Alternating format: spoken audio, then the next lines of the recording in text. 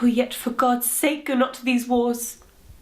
The time was, Father, that you broke your word, when you were more endeared to it than now. When your own Percy, my heart's dear Harry, through many a northward look to see his father bring up his powers. But he did long in vain. Who then persuaded you to stay at home? There were 2 honours lost, yours and your son's. For yours, the God of heaven brightened it. For his, it stuck upon him as the sun in the grey vault of heaven. And by his light did all the chivalry of England move to do brave acts. He was indeed the glass wherein the noble youth did dress themselves.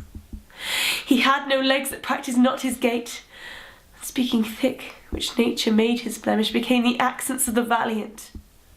For those that could speak low and tardily would turn their imperfections to abuse, to seem like him.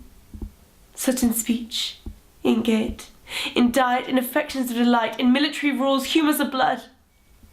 He was the mark and glass, copy and book, that fashioned others, and him, a wondrous him, a miracle of men. Him did you leave, second to none, unseconded by you, to look upon the hideous god of war and disadvantage, to abide a field where nothing but the sound of Hotspur's name did seem defensible. So you left him.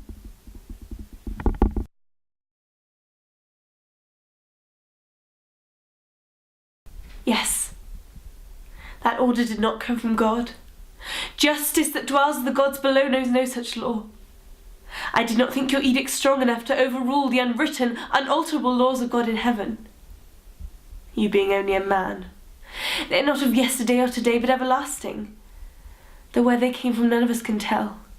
Guilty of their transgressions before God I cannot be, for any man on earth. I knew I should have to die, of course, with or without your order. If it be soon, so much the better. Living in daily torment as I do, who would not be glad to die? Only if I had let my mother's son lie there unburied, then I could not have borne it. Does that seem foolish to you? Or is it you who is foolish to judge me so? I have given my brother burial. What greater honour could I wish? All these that would say that what I did was honourable, but fear locks their lips to speak and act just as he likes. He's a king's prerogative.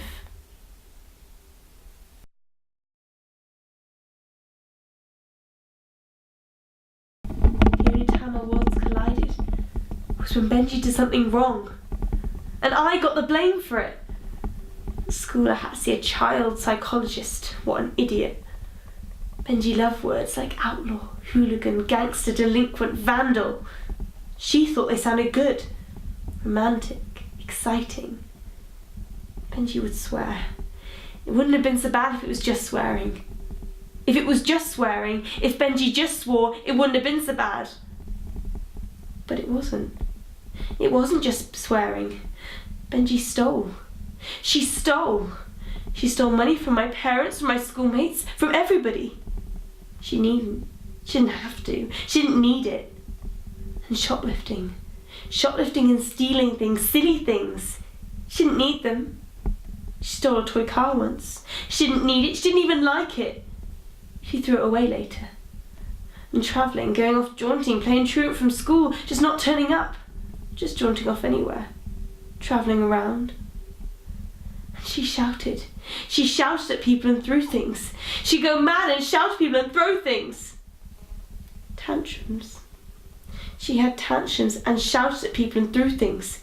Threw things at the wall, all over the room, and at the furniture and the ornaments, all over the room, and at people. She threw things at people. She shouted at them and swore at them. Wouldn't have been so bad if she just swore. But she didn't. She was wild, uncontrollable. She thought it was funny. I didn't. I never wanted to get into trouble. I never did want to get into all that trouble. They wouldn't believe me that it was Benji, so I stopped telling them. It was just trouble all the time.